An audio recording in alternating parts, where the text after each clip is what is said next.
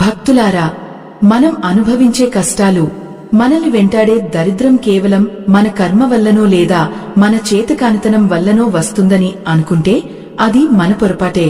కొన్నిసార్లు మనం చేసే అతి చిన్న పొరపాట్లు, మనకు తెలియకుండానే మనం వదిలించుకునే వస్తువులు మన జీవిత కాలపు దౌర్భాగ్యానికి పునాదులు వేస్తాయి. అసలు ఈ సృష్టిలో ఏ వస్తువు కూడా ప్రాణం లేనిది కాదు. ప్రతి అణువులోనూ ఒక శక్తి ఉంటుంది.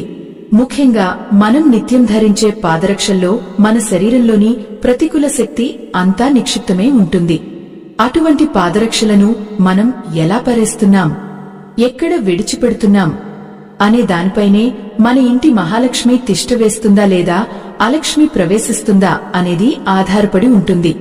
ఈ ఆధ్యాత్మిక రహస్యం మీకు పూర్తిగా అర్థం కావాలన్నా, దైవానుగ్రహం దక్కాలన్నా ఈ వీడియోను ఎక్కడా ఆపకుండా చివరి వరకు చూడండి.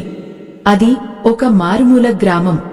సూర్యుడు ఉదయించకముందే ఆ ఊరి వీధుల్లో ఒక ముసలి ప్రాణం అడుగులు తడబడుతూ వినిపిస్తూ ఉంటాయి. ఆయనే సాంబయ్య. 60 ఏళ్లు పైబడిన వయస్సు.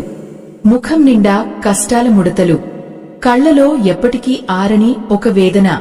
సాంబయ్యకు ఒక చిన్న ఇల్లు, అంతకంటే చిన్నదైన ఒక ఆశ ఉండేది. తన కొడుకు ప్రయోజకుడే తన కష్టాలు తీరుస్తాడని ఏళ్ల తరబడి ఎదురుచూశాడు.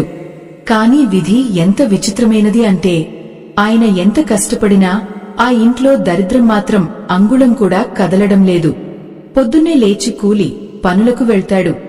ఒళ్లంతా హూనమయ్యేలా శ్రమిస్తాడు. కాని సాయంత్రానికి చేతికి వచ్చే ఆ కొద్దిపాటి సొమ్ము ఏదో ఒక రూపంలో ఖర్చైపోతూనే ఉంటుంది.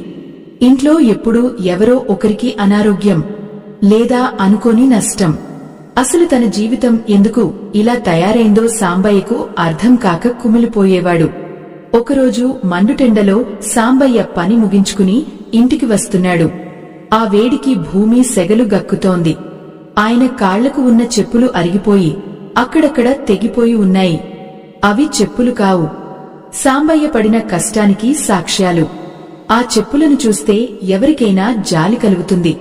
మడమ భాగం పూర్తిగా అరిగిపోయి భూమికి తగులుతోంది. నడుస్తున్నప్పుడు ఆ చెప్పులు చేసే శబ్దం సాంబయ్య గుండెల్లోని నిట్టూర్పులా వినిపిస్తూ ఉంటుంది.